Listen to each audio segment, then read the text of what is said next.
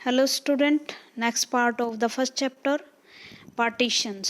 Partition मैंने विभाजन कैसे हुआ भारत का। मैंने बताया था भारत का विभाजन जो है इस तरह से, एक तरफ जो था इस तरफ बंगाल ईस्ट पाकिस्तान था, और जो इस तरफ था भारत के वो क्या था, वेस्ट पाकिस्तान था। इसे वेस्ट पाकिस्तान कहते हैं। अब ये बन तो गया, कोई लाइन नहीं खींची हुई थी। अचानक ये सब कुछ हुआ, लोगों को पता ही नहीं था कि आप हिंदुस्तान में हो या पाकिस्तान में हो। दूसरी बात ये नहीं था कि इन्हीं इलाकों में सिर्फ मुस्लिम्स रहते थे या इन्हीं इलाकों में हिंदू रहते थे। हिंदू यहाँ भी बसे हुए थे, यहाँ भी बसे हुए थे, इधर ईस्ट पाकिस्तान में भी बसे हुए थे, और मुस्लिम यहाँ भी बसे थे, सारे भारत में भी बसे हुए थे। यहाँ से उठ उठ कर जाना लोगों को, और फिर ऊपर से दंगे हो गए तो बहुत बड़ी प्रॉब्लम्स होगी। लगभग 500,000 5 लाख लोग मारे गए और डिस्प्लेस हो गए।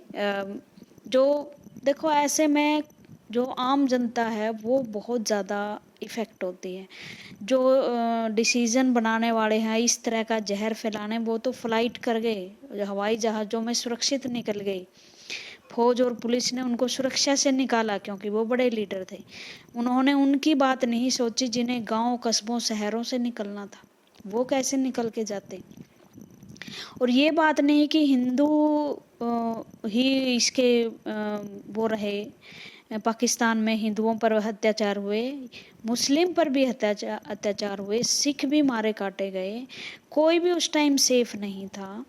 तो इंडिया 2 नेशनैलिटी के आधार पर डिवाइड हुई। 2 नेशन थ्योरी मैंने जिन्ना की बताई थी, जो पूरी तरह से गलत थी। 2 नेशन स्टेट बनी, और मुस्लिम लीग जो 1906 में पार्टी बनी थी सर आगा खां के नेतृत्व में, और बाद में मोहम्मद अली जिन्ना ने इस पार्टी को की लीडरशिप संभाली, और इतनी ज़ोर से ये थ्योरी रखी कि 1947 तक आते आते ये हो गया कि हिंदू और मुसलमान जो है वो 2 कौमें हैं, सेपरेट कौम्स हैं, और उनके लिए सेपरेट स्टेट होने ज़रूरी है। 40 के आसपास, 1940 के आसपास तो बिल्कुल मुस्लिम लीग और जो है किसी भी तरह किसी भी प्रस्ताव पर मान ही नहीं रही थी, और अंत में पाकिस्तान का उदय हुआ। प्रोसेस ऑफ पार्टीशंस, अब डिमांड कर ली, वो तो कागज़ में डिमांड की ना, एक्चुअल में उसे इस्टेब्लिश करते हुए कितनी मुश्किलात आती हैं ये उनको पता चला जो इसके विक्टिम रहे हैं। लोगों को अपने घर बार जमे जमाए प्रोफेशन छोड़ के आने पड़े, अपनी लाइफ बचानी मुश्किल हो गई, अपने परिवार को बचाना मुश्किल हो गया। जिस देश में जा रहे थे वो अनजान देश था, उनको क्या पता था कि जाते उनके स्वागत हो जाएंगे, उनको तो अनजान ही था सब कुछ। सदियों से वो रह रहे थे, उनका देश तो एक्चुअल में वो था। तो प्रॉब्लम क्या थी, area of Muslim majority were not clearly delimited. अब मैंने बताया ना कि अगर इधर पाकिस्तान बना और ये हिंदुस्तान का इलाका रह गया तो ज़रूरी नहीं था कि यहाँ सारे ही मुस्लिम्स थे, या हिंदुस्तान में जो रह गए थे वो सारे ही मुस्लिम थे। नहीं, बहुत सारे ऐसे लोग थे, जो एक भी ऐसा एरिया नहीं था जहाँ सिर्फ हिंदू या मुसलमान जनसंख्या रहती हो। और बांटे गए 2 देश, तो इस पॉपुलेशन को उठ उठ कर जाना कितना मुश्किल हुआ होगा। और उसके बाद जो है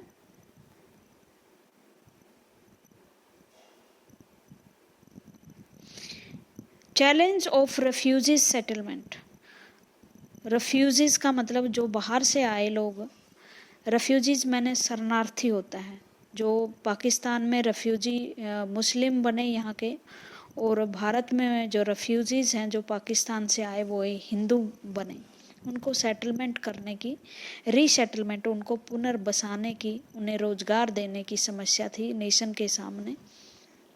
और उसके बहुत सारी हेट्रेड फैली हुई थी, घृणा फैली हुई थी, नफ़रत फैली हुई थी, और इस नफ़रत और हिंसा के बीच में लोगों को और बचाना था, उन्हें बसाना था। अब प्रॉब्लम क्या थी, और दूसरी प्रॉब्लम था कि इंडिया तो एक सेकुलर स्टेट बन गया, सेकुलर का मतलब होता है यहाँ किसी भी धर्म को विशेष महत्व नहीं दिया गया, कोई भी धर्म ऑफिशियल धर्म नहीं था, सब कुछ कॉन्स्टिट्यूशन के अनुसार चल रहा था। लेकिन पाकिस्तान में ऐसा नहीं हुआ। वैसे जिन्ना चाहते थे कि चाहे पाकिस्तान का ओरिजिन का आधार धर्म रहा है, लेकिन पाकिस्तान एक सेकुलर देश होगा, लेकिन उनकी ये जो शुरुआत थी वही गलत थी, उनका साधन गलत था। अगर साधन गलत है तो साध्य भी गलत हो जाता है। अगर उनका देश बना ही हिंदू मुस्लिम के नाम पे था तो सेकुलर स्टेट नहीं होती। वैसे पाकिस्तान में भी अब बहुत सारे धर्मों के लोग रहते हैं। The partition of India on the basis of religion into two states, India and Pakistan, lead to India a serious crisis over the issue of resettlement of refugee. In 1947, 1,000 arrived daily in New Delhi by train as refugees. They were driven out in their central home in Pakistan by mass terror perpetuates on the basis of religion. The harrowing tales of massacres, और साथ में फिर सांप्रदायिक दंगे हो गए, तो इतना नरसंहार हुआ, लूट हुई, रेप्स हुए, and arisen of the feelings Hindu refugees brought India led to a series of retaliations in which equality heinous crimes were committed against Muslim on India और अदर साइड बॉर्डर। मतलब मुस्लिम्स के खिलाफ भी बहुत सारे जुल्म हुए वहाँ उस टाइम, और हिंदू के प्रति भी बहुत ज़्यादा। दोबारा किसी देश को ये ना देखना पड़े कभी भी। इन मार्च 1947 while the debate over partition were going, the street fighting emerged। मतलब लोग भीड़ होती है और इनको भड़काया जाता है, इन्हें असली बात का पता नहीं होता कि जो राजनेता उनका फ़ायदा उठाते हैं, लेकिन धर्म के नाम पर इन्हें आसानी से लड़ाया जा सकता है। तो गली में एक फाइट शुरू हो गई, किसी ने सुअर मार के डाल दिया जो उनका धार्मिक था, किसी ने गाय मार के डाल दी, और इस तरह से जो लोग हैं वो सड़कों पर आ गए हथियार लेकर। और जो सबसे ज़्यादा मैस्करेज जो हुआ था, नरसंहार, लाहौर जो अब पाकिस्तान में है वहाँ हुआ। And date of partition emerged more area interrupted in tide of violence. और जब तक डेट आती हमारी 15 अगस्त 1947, तब तक तो लाहौर, कलकत्ता और इनमें दंगे हो चुके थे, क्योंकि मुस्लिम मेजॉरिटी और हिंदू मेजॉरिटी दोनों में एक जैसी ही थी। उसके बाद जो है कलकत्ता और उसमें कम्युनल मतलब बहुत सारी दंगे हुए, और इससे ज़्यादा से ज़्यादा प्रभावित जो थी वो सारा पंजाब था, दिल्ली, वेस्टर्न यूपीज़, क्योंकि इसमें मुस्लिम्स की संख्या बहुत ज़्यादा थी, भरतपुर और बहुत सारे इलाके जो कलकत्ता के आसपास थे, वो ढाका की तरफ थे, लाहौर, उनमें किलिंग शुरू हो गई बहुत मास लेवल की, और एक मानवता को, ह्यूमैनिटी को शर्मसार करने वाली ये घटना थी। बाय द एंड ऑफ 1947 तक ख़त्म होते होते 500,000 लगभग 5 लाख लोग मारे गए। Migrate of refugees 4 and 1 million Hindus and Sikh were West Pakistan से हिंदू और सिख आए। वाइल 6 मिलियन मतलब 6 जो मिलियन लोग थे वो पाकिस्तान चले गए। The cost of human being were enormous. देखो जय पार्टीशन हो गया है, उसके बावजूद भी यहाँ उनको रेफ्यूजीज बोला गया, और वहाँ पाकिस्तान में जो मुस्लिम गए उनको मुहाजिर बोला गया। उनको एज ए हिंदुस्तानी या एज ए पाकिस्तानी ना पाकिस्तान में अपनाया गया ना हिंदुस्तान में अपनाया गया, उनको वो चीज़ें नहीं मिली। Likewise, over 1 million refugees come from the east Pakistan. East Pakistan जो बांग्लादेश का इलाका, यहाँ से 1 लाख लोग आए, क्योंकि जो पाकिस्तान जो ये ईस्ट पाकिस्तान बना था, बंगाल था पहले, इसे बंगाल बोलते थे। 1905 में इसका फर्स्ट विभाजन हुआ था, लॉर्ड कर्जन ने किया था, बीज वहीं से बोए गए थे हिंदू मुस्लिम के। तो यहाँ बराबर पॉपुलेशन थी, और पॉपुलेशन भी लगभग 4-5 करोड़ के आसपास थी, बड़े बड़े स्टेट हुआ करती थी। 1000 of refugee settled in Punjab. जो स्थान खाली करके गए थे मुस्लिम, उनमें वो जो पाकिस्तान से आए रेफ्यूजीज थे वो बसाने थे, दिल्ली में बस गए। ट्रेनें भर भर के आती थी।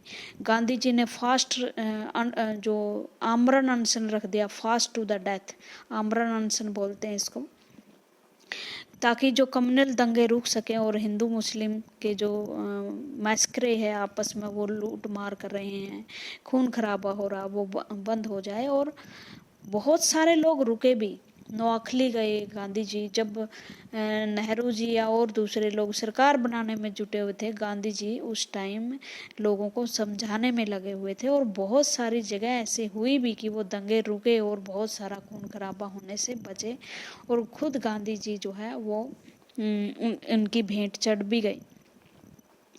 Further leader of national 80 lakh के लोग जो हैं माइग्रेट हुए, रिसेटलमेंट हुई, लोगों का हृदय डिवीजन हो गया, मतलब दिल ही बंट गए, ना केवल सीमाएं बटी बल्कि दिल बंटे। और पोएट्स और बहुत सारे जो फिल्म मेकर्स थे उन्होंने फिल्म भी बनाई, जैसे गदर जैसी मूवी आपने देखा होगा। गदर जैसी मूवी में तो 1% भी चीज़ें नहीं हैं जो एक्चुअल में लोगों के साथ हुआ। पूरी की पूरी ट्रेन भर के आती है, एकदम अचानक से दूसरी कौम के लोग हमला करते और उनमें से एक आध ही बचता। मतलब 6-7 लाख लोग मरना कोई आसान काम नहीं होता कुछ ही महीनों में। और आज तक ऐसे दिल बटे हमारे कि आज तक जो पाकिस्तान और भारत है एक नहीं हो पाए हैं, अच्छे पड़ोसी भी नहीं हो पाए हैं। Partitions was not merely a division of property, liabilities, political and administrative approach, it even include division of financial asset। अब हमें फाइनेंशियल एसेट भी, पैसे भी बांटने थे, टेबल चेयर तक बट गई। बहुत सारे जो ऑफिसर हैं, कुछ ऑफिसर हमारे अंग्रेज़ थे वो इंग्लैंड चले गए, कुछ ऑफिसर और सेना हमारी मुस्लिम्स की थी वो पाकिस्तान चले गए। तो इस तरह से बहुत सारे दफ्तर खाली हो गए और बॉर्डर भी बटने थे। अब चेयर टेबल तक तो बटी, क्योंकि जैसे रेलवे है वो पाकिस्तान तक जाती थी, वहाँ पेपर क्लिप, म्यूजिक इंस्ट्रूमेंट तक हमारे बंट गए। Employees of the government and railway been also divided. It was a violent separation of neighbours in which 80 lakhs people migrate to border areas. 80 lakh लोग इधर से उधर गए। Further leader of Indian national struggle did not believe in two nation theory. मैंने बताया 2 nation theory के आधार पर भारत और पाकिस्तान गए थे, अलग हुए थे। 2 नेशन थ्योरी किसने दी थी? मोहम्मद अली जिन्ना ने। इन्होंने कहा था कि मुस्लिम और हिंदू 2 कौम है अलग अलग और वो इकट्ठी नहीं रह सकती। लेकिन भारत के लीडर इसको नहीं मानते थे, लेकिन सिचुएशन ऐसी हो गई कि अंत में ये थ्योरी माननी पड़ी। और ये थ्योरी थी भी गलत, क्योंकि आज भी देखो भारत में बहुत सारे लैंग्वेज और बहुत सारे रिलीजियस लोग रहते हैं। मुस्लिम्स पाकिस्तान से ज़्यादा हमारे यहाँ, फिर भी भारत एक नेशन है। Even after partition and refugees migration about 12% Muslim lived in India. 12% lived Bharat में रह गए और अब इनकी संख्या जो है वो 20 करोड़ के लगभग है। बहुत सारे सिख, क्रिश्चियन, जैन, बुद्धिस्ट अब भी भारत में रह रहे हैं, जूस हैं, पारसीज हैं। लेकिन ये एक ऐसा बहाव था जो डिवाइड एंड रूल पॉलिसी थी और 2 नेशन थ्योरी थी, जिसमें सांप्रदायिक घृणा फैली और अंत में एक 2 राष्ट्र आए। कुछ जो एक्सट्रीम किस्म के नेता थे भारत में भी, उनको लगा कि गांधी जी मुस्लिम्स को ज़्यादा फेवर कर रहे हैं और ये क्यों बचा रहे हैं, जब क्यों आमरण अनशन पे बैठ जाते हैं। जितना खून पाकिस्तान में हिंदुओं का और ये सिखों का बहा जा रहा है, बहे जा रहा है, उतना खून मुस्लिम्स का भी बहना चाहिए। और अगर ये इसी तरह से लोगों से अपील करते रहे तो शायद जो हिंदू ज़्यादा मारे जाएंगे और मुस्लिम्स को कोई मारेगा नहीं। तो नथुराम गोडसे का पता ही आपको, उन्होंने गोली मार दी थी और अंत में अहिंसा का जो पुजारी था वो हिंसा से लड़ते लड़ते 30 जनवरी 1948 को खुद ही मौत के घाट उतार दिया गया। उनकी शहादत हुई दिल्ली के रूप में। अच्छा, ये थी आपकी जो प्रॉब्लम थी, चैलेंज था on the eve of independence. ये गांधी जी की डेट याद रखना। नाथूराम गोडसे का नाम है, जिन्होंने दिल्ली में इनकी डेथ हुई थी। अब जो दूसरी प्रॉब्लम सबसे बड़ी थी वो थी प्रिंसली स्टेट्स की। मैंने आपको कल मैप दिखाया था, एक बार और दिखा दूं मैं आपको मैप।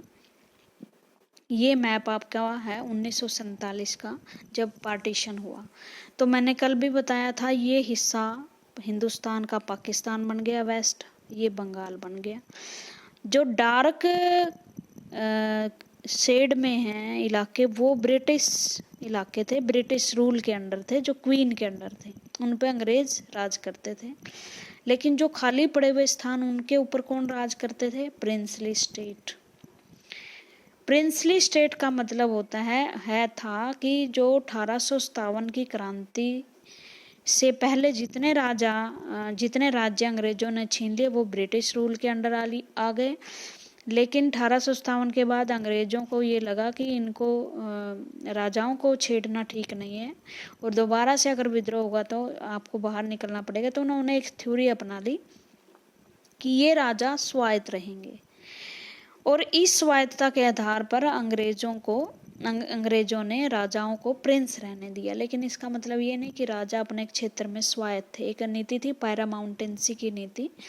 उसमें क्या किया गया, उसमें जो हेड थी वो तो क्वीन थी, पैरामाउंट सुप्रीम जो पावर थी वो क्वीन थी, नीचे प्रिंस थे और उनकी पब्लिक थी। अब जैसे जैसे हमारा स्वतंत्रता संग्राम, नेशनल मूवमेंट चली, इन प्रिंस, दो तरह की गुलामी से वहाँ की जनता लड़ रही थी। ये इनकी जनता, एक तो उन्हें प्रिंस हटाने थे, एक उन्हें क्वीन हटानी थी। 1947 में क्वीन खत्म हो गई, लेकिन प्रिंस बने रहे। किसके तहत? एक इंडिपेंडेंस एक्ट था हमारा 1947 का, उसमें ये कहा गया कि ये राजा ये पाकिस्तान में शामिल हों या भारत में शामिल हों या खुद स्वतंत्र रहें। अगर ये स्वतंत्र रहते तो भारत कभी भी इंटीग्रेट नहीं हो पाता, और राष्ट्र निर्माण के लिए सबसे पहला कदम राष्ट्र का एक होना है।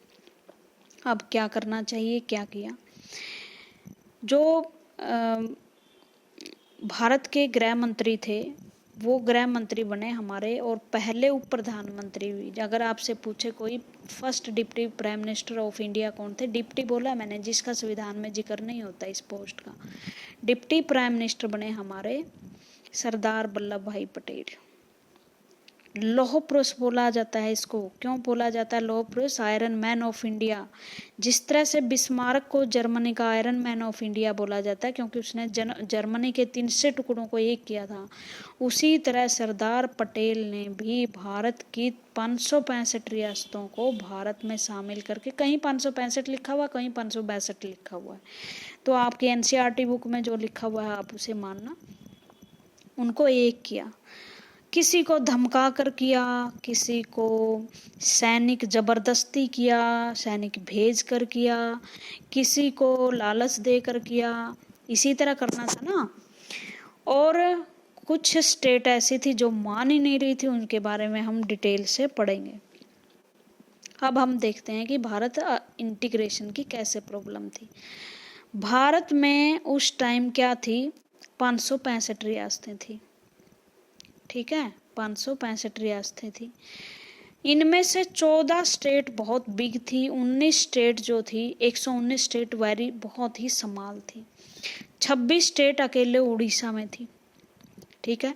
अब इनको एक करना था, और जो पटेल थे, जो भारत के होम मिनिस्टर बने थे, उन्होंने सबसे ज़्यादा एफर्ट्स लिए। अब हम पढ़ते हैं कि क्या प्रॉब्लम थी। People of princely state clearly wanted to join the Indian union. Bharat एक फेडरल बनना था, एक फेडरल कंट्री बनना था। फेडरल मैंने संघवादी। तो भारत की जो प्रिंसली स्टेट के लोग थे वो भी चाहते थे कि भारत के जो हम जो हैं, हमारे राजा खत्म हो जाएं और हम भारत की जो यूनियन बन रही है एक, उसके में शामिल हो जाएं, ठीक है। Government was prepared A provide flexibility by giving autonomy to certain regions so that diversity could be accommodate। और गवर्नमेंट भी चाहती थी कि किसी भी तरीके से भारत में ये एरिया शामिल हो जाएं, हम उनको ऑटोनॉमी देंगे, स्वायत्तता देंगे, और उनकी जो रीजनल पहचान है उसको बरकरार रखेंगे। मतलब जो डाइवर्सिटी है लैंग्वेज के आधार पर, वो ख़त्म नहीं होगी, वो बना के रखेंगे। उसके बाद the backward of the background of the partition had made integration and consolidation of the territorial unification significant. Partition हो चुका था, दोबारा पार्टीशन ना हो इसके लिए ज़रूरी था कि जो जितना पार्ट बचा है उसको एक यूनियन में शामिल हो जाएं।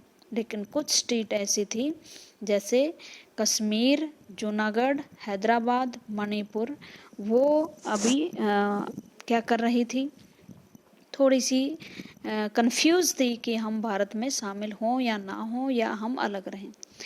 देखो, कंफ्यूज भी नहीं थी बल्कि पक्का श्योर था कि वो भारत में शामिल नहीं होना चाहती थी। जैसे सबसे पहले हम कश्मीर की जो इस चैप्टर में दी गई है, कश्मीर की समस्या, जूनागढ़ की समस्या दी गई है। स्टेट्स को ऑर्गेनाइज करना था हमने। जूनागढ़ जो है वो गुजरात में है, गुजरात के लगता ही एक यहाँ से, और वो पाकिस्तान से ज़्यादा लगता है, थोड़ा सा इलाका यहाँ अरब सागर का आता है। यहाँ ये जूनागढ़ की स्टेट थी, ये क्लियर, ये आपका गुजरात आ गया, ठीक है। यहाँ थोड़ा सा आपका अरब सागर और फिर पाकिस्तान, ठीक है। और इसमें जो नवाब था वो तो पाकिस्तान भाग गया था। इसके एक वो नहीं चाहते थे कि भारत में शामिल हो, लेकिन जूनागढ़ के जो लोग हैं उसने रिवोल्ट कर दिया, यहाँ विद्रोह कर दिया, ठीक है। नवाब भाग गया पाकिस्तान, और वो लगता था कि पाकिस्तान हमारी मदद करने के लिए आएगा, लेकिन उसको पता नहीं था कि ये उस समुद्र को लांघ कर कैसे आएगा और कैसे शासन चलेगा। तो यहाँ के नवाब थे, जो आपको पता है बेनजीर भुट्टो थी पाकिस्तान की प्रधानमंत्री, उसके दादा, उन्होंने वो वहाँ यहाँ के दीवान थे। और जब नवाब भाग गया तो उसने जो भुट्टो साहब थे उन्होंने भारत सरकार से समझौता कर लिया। पहली स्टेट थी जहाँ जनमत संग्रह हुआ, ठीक है। जनमत संग्रह के आधार पर, जनमत संग्रह को इंग्लिश में बोलते हैं रेफरेंडम। इसमें कहा गया रेफरेंडम में कि क्या जूनागढ़ भारत में शामिल हो या पाकिस्तान में शामिल हो। तो जूनागढ़ के लोगों ने तो विद्रोह पहले कर दिया था, हिंदू बहुत ज़्यादा थे वहाँ, तो रेफरेंडम में आ गया कि जो है भारत में शामिल होंगे। तो इस तरह से आसानी से जूनागढ़ जो है वो भारत में शामिल हो गए, ठीक है। उसके बाद जो है ये रहा, against the India and forced him to flee to Karachi at the Muslim Dewan Shahnawaz Bhutto. उसका दीवान का नाम जो है वो शाहनवाज भुट्टो था। Was left with no alternative except to invite government of India took after the administration of the state. और 10 November 1947 after this the government of India held plebiscite मैंने रेफरेंडम होता है, और गवर्नमेंट ऑफ इंडिया ने पब्लिस्टिक करवाया वहाँ। 26 फरवरी को result आया, और इस रिजल्ट के आधार पर जो इंडिया के जो लोग थे उन्होंने इंडिया में रहने के लिए वोट दिया। 26 फरवरी 1948 को जूनागढ़ भारत में शामिल हो गया। कोई ज़्यादा सी बड़ी बात करनी नहीं पड़ी। लेकिन जो बड़ी स्टेट थी हैदराबाद की, वहाँ मुश्किल आ रही थी। जो हैदराबाद की स्टेट थी उसमें क्या था, हैदराबाद की स्टेट को मैं मैप में आपको बताती हूँ कहाँ है।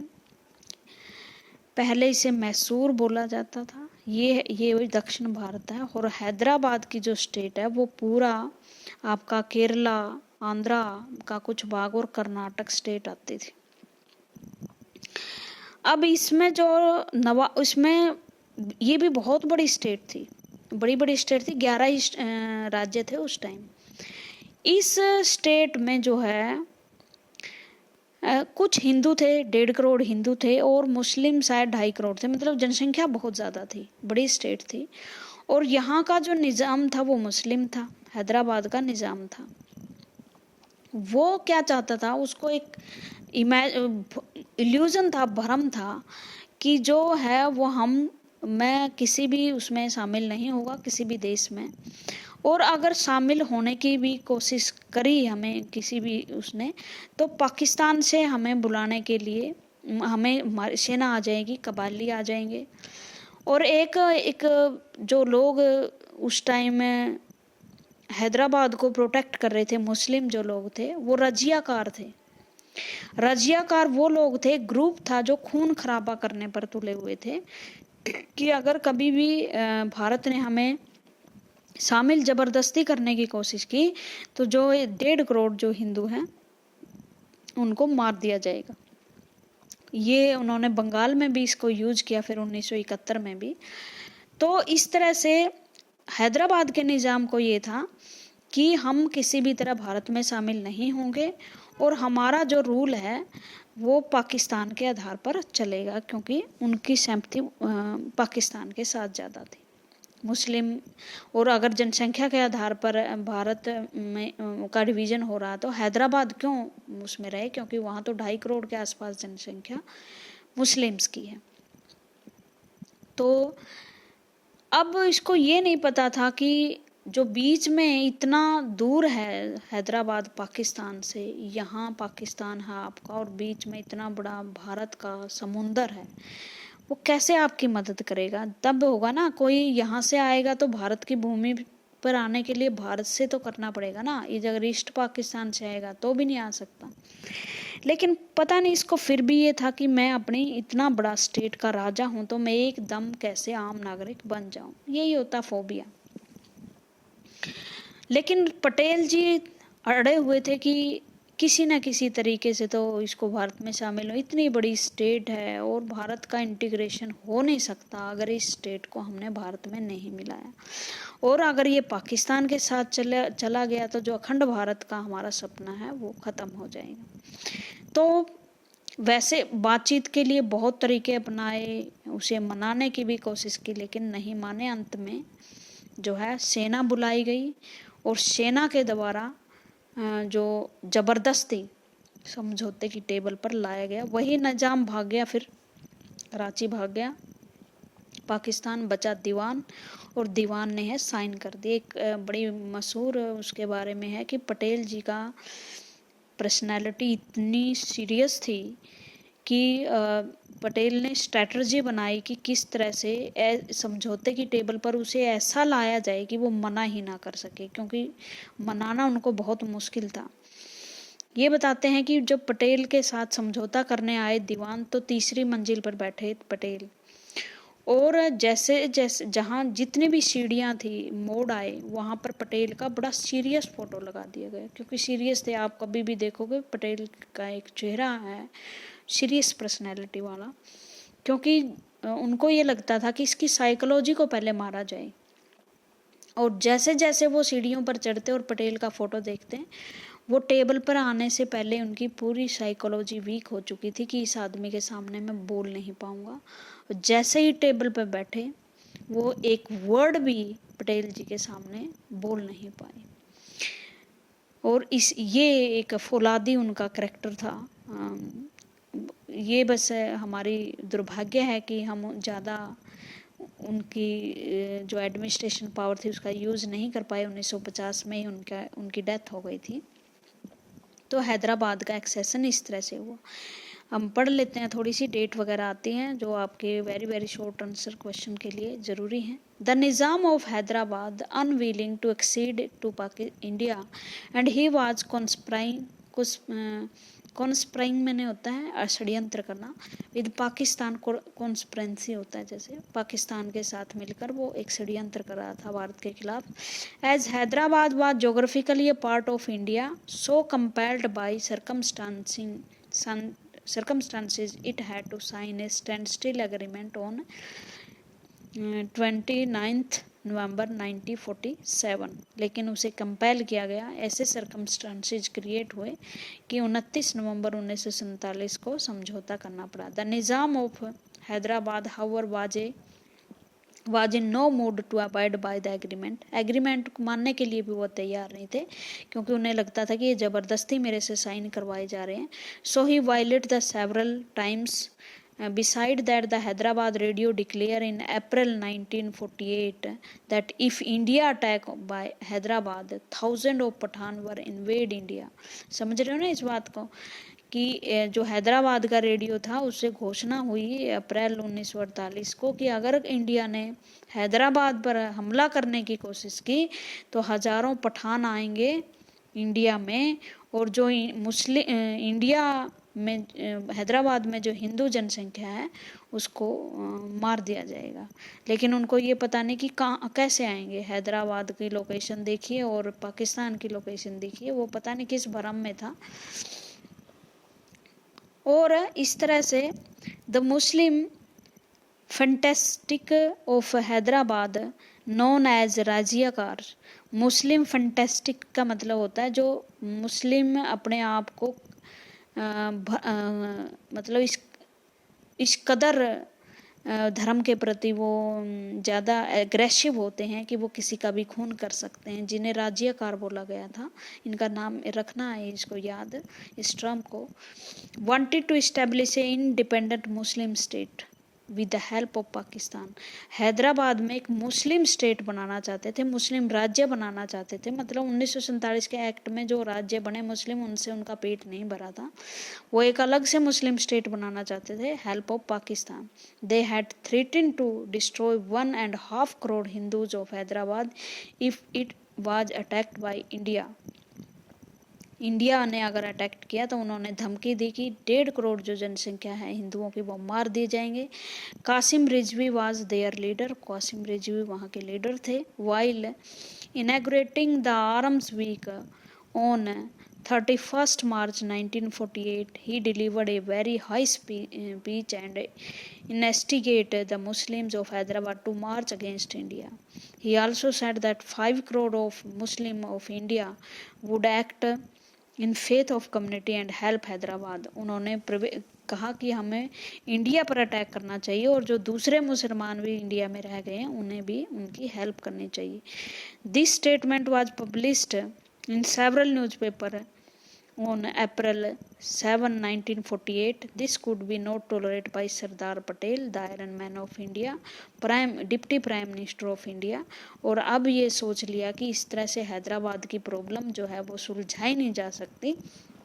अब जो है हमारे जो गवर्नमेंट थी वो मजबूर हो गई कि हैदराबाद में सेनाएं भेजी जाए और फोर्सली जो निज़ाम है हैदराबाद पर अटैक किया जाए, निज़ाम को बंदी बनाया जाए और ज़बरदस्ती वहाँ उसको भारत में शामिल किया जाए। और ऐसा ही हुआ। फोर्स भेजी गई और उसको जो निज़ाम था उसको जो दीवान था, ये दीवान साहब हैं, ये सरदार पटेल जी हैं और ये वीपी मेनन है हमारे, बड़े अच्छे अधिकारी होते थे। तो ये समझौते का चित्र है जब हैदराबाद को भारत में शामिल किया गया।